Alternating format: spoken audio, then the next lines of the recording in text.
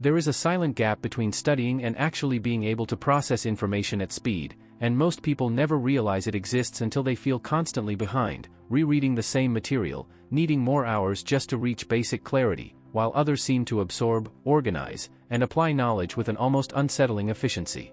That gap is not intelligence, and it's not motivation either, but the way the brain has been conditioned to enter, or fail to enter, a high-performance learning state. In environments where training time is limited and mental errors have real consequences, studying slowly is not an option, because information must be processed, structured, and retrieved under pressure, without warm-up, without repetition marathons, and without relying on perfect conditions.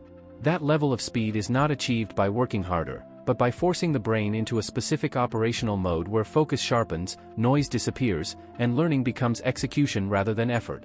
Most people never activate this mode because they study in a fragmented mental state, switching contexts, negotiating with distractions, and relying on motivation to carry them through sessions that drain energy faster than they build skill. Over time, the brain learns that studying is costly, slow, and mentally expensive, which locks it into low-speed processing by default. What you're about to learn is not about shortcuts or tricks, but about hacking the conditions that tell the brain it's time to operate at training-level speed, where studying feels controlled, deliberate, and surprisingly efficient. And if this is the level you're aiming for, subscribing now makes sense, because from here on, the logic changes completely. Most people don't notice when their study speed starts to collapse, because it doesn't happen all at once, but gradually, as the brain learns to associate studying with friction, overload, and constant mental negotiation. At first, the problem looks like distraction or lack of focus, but underneath it is a deeper issue related to how the brain manages energy and threat. Every time you sit down to study without a clear structure, the brain is forced to make too many decisions at once: what to start with, how long to continue, how deep to go, and when to stop, and each of those decisions consumes cognitive resources before learning even begins. Over time, the brain starts to resist the process, not because it's lazy, but because it has learned that studying is inefficient and costly.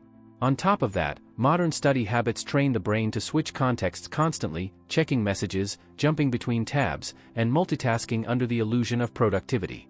This fragments attention and prevents the brain from entering the deep, stable state required for high-speed processing, keeping learning stuck in a slow, surface-level mode. In high-pressure training environments, this never happens, because the structure is imposed externally, attention is protected, and the brain is conditioned to operate within strict boundaries that eliminate unnecessary choice and mental noise. Speed emerges not from effort, but from constraint. Understanding this context is critical, because hacking your brain for training-level speed starts by removing the conditions that taught it to slow down in the first place. The core principle behind studying at training-level speed is not pushing the brain harder, but reducing the amount of work the brain thinks it has to do, because speed emerges when cognitive load drops, not when effort increases. The brain processes information fastest when it knows exactly what matters, what can be ignored, and what outcome the effort is meant to produce. In high-performance training environments, learning is never open-ended. Every session has a defined objective, a narrow scope, and a clear endpoint, which signals safety and predictability to the brain. When those signals are present, the nervous system relaxes, attention stabilizes, and processing speed increases naturally, because the brain is no longer burning energy on uncertainty. What slows most people down is not complexity itself, but ambiguity, studying without knowing what is essential, what is secondary, and what can be discarded. In that state, the brain tries to track everything at once, which overloads working memory and forces learning into a slow, inefficient mode. High-speed study works by reversing that logic. Instead of starting with information, it starts with constraints, clear boundaries that limit scope, force prioritization, and compress the learning task into something the brain can execute decisively. Once those constraints are in place, focus sharpens automatically, because attention has fewer places to leak. This is why elite training emphasizes clarity over volume, execution over exploration, and structure over freedom. When the brain knows exactly what it's here to do, it stops hesitating, stops resisting, and starts operating at a speed that feels almost mechanical. Before the brain can operate at training-level speed, it has to be conditioned to recognize studying as a controlled, finite operation, not an open-ended mental drain, because speed only emerges when the nervous system feels safe enough to commit fully to execution. Without that sense of control, the brain stays defensive, cautious, and slow by design. In high-intensity training environments, speed is not trained directly, it is a byproduct of ritualized structure, where the brain is exposed repeatedly to the same entry conditions, the same focus window, and the same clear objective. Over time, this repetition teaches the nervous system that when these signals appear, it's time to switch into operational mode, minimizing hesitation and internal resistance. This is why elite training never starts with content, but with setup, the same time, the same place, the same preparatory sequence, because consistency removes uncertainty, and uncertainty is one of the biggest brakes on cognitive speed. When the brain knows exactly what comes next, it stops wasting energy predicting outcomes and redirects that energy toward processing. Another critical element is time boxing, not as a productivity trick, but as a neurological signal. A fixed, non-negotiable time window tells the brain that the task is survivable, contained, and temporary, which paradoxically increases intensity and focus inside that window. Speed increases because the brain commits fully instead of pacing itself defensively. When these conditions are repeated daily, studying stops feeling like an effortful decision and starts feeling like a state the brain enters automatically, and once that switch is installed, speed is no longer something you chase, it's something that shows up on its own. One of the biggest threats to training-level study speed is not distraction itself, but the habits that quietly teach the brain to fragment its attention before real work even begins. Small behaviors, like checking messages just once, switching tabs mid-session, or studying without a clear stopping point, seem harmless, but over time they condition the brain to expect interruption, which makes it impossible to enter a fast, stable processing state. When the brain anticipates interruption, it refuses to fully commit resources to the task, staying partially alert to external stimuli as a form of self-protection.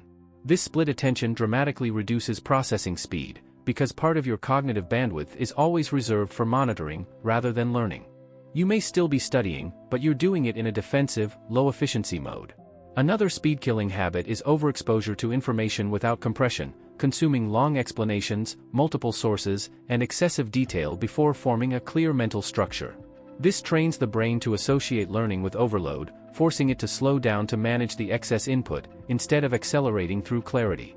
There is also the habit of emotional pacing, stopping when things feel uncomfortable or mentally demanding, which teaches the brain that resistance is a signal to disengage. In high-speed training environments, discomfort is expected, but it is contained within strict boundaries, which prevents it from turning into avoidance. Eliminating these habits is not about discipline, but about reconditioning expectations.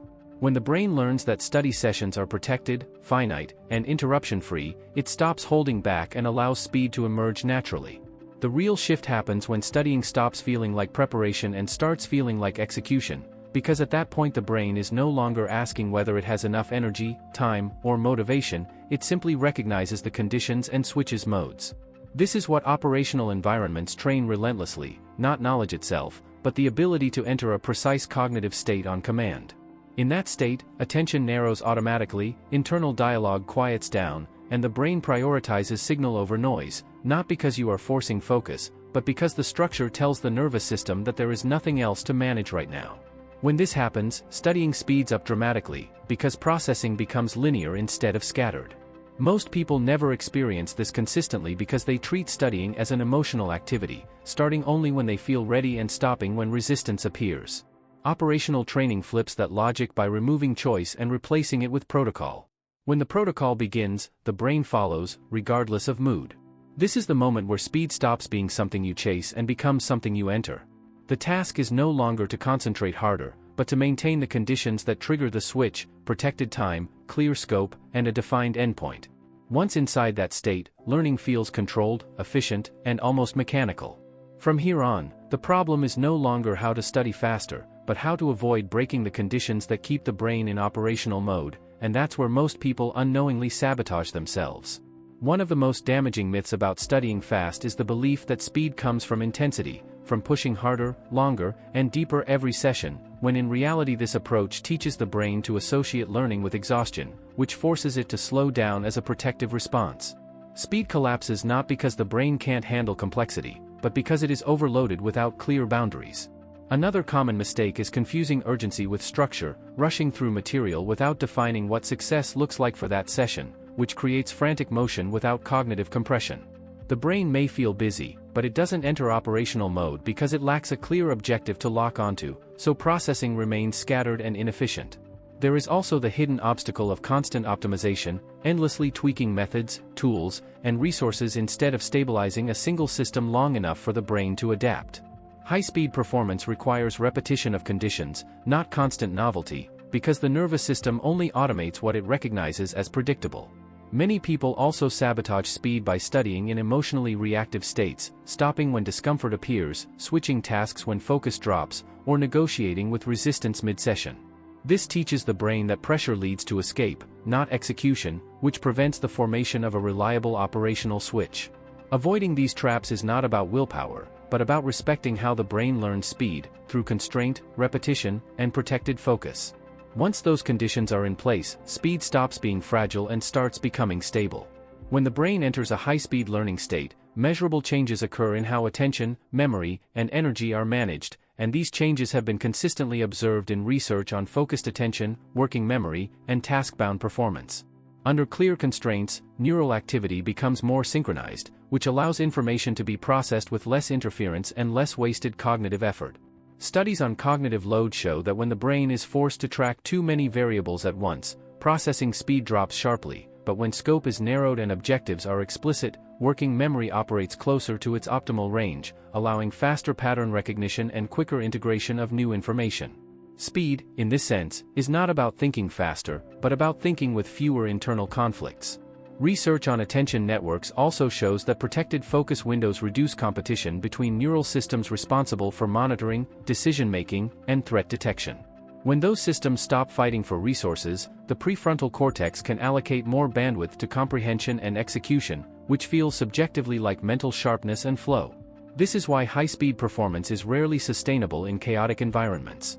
It requires predictability, repetition, and clear boundaries that tell the nervous system there is no need to stay alert for surprises. Once that signal is received, neural efficiency increases automatically, without conscious effort. In training contexts, this efficiency compounds over time. The brain learns that speed is safe, contained, and repeatable, which reduces hesitation and accelerates learning across sessions. At that point, high-speed study stops being a temporary state and becomes a default operating mode. At training-level speed, studying is not improvised, it follows a strict operational protocol designed to remove friction, eliminate choice, and force the brain into execution mode, because speed only emerges when the system is predictable enough for the nervous system to fully commit. The first rule of this protocol is scope locking. Before the session starts, the learning target is compressed into a single, clearly defined objective that can be executed within the time window. There is no ambiguity about what success looks like, because ambiguity reactivates hesitation and slows processing. The second rule is time containment. Sessions are short, fixed, and non-negotiable, not to limit learning, but to signal safety to the brain. A contained window tells the nervous system that effort will end, which increases intensity and prevents defensive pacing. Inside that window, attention is protected aggressively, with no context switching and no external input beyond what is strictly necessary. The third rule is forced output. Every session ends with some form of active reconstruction, explaining, mapping, summarizing, or applying the material without looking at the source. This forces rapid compression and reveals gaps immediately, which is how the brain learns to prioritize signal over noise. When this protocol is repeated daily under the same conditions, the brain learns that studying is not a drain but a controlled operation. Resistance drops, entry speed increases, and processing becomes sharper with each session. At that point, speed is no longer something you try to generate, it's something the protocol produces automatically. At the end of the day, studying at training level speed is not about becoming more aggressive, more intense, or more disciplined than everyone else, but about building an environment where the brain no longer has reasons to hesitate, resist, or slow itself down. Speed becomes natural when uncertainty is removed and execution becomes familiar.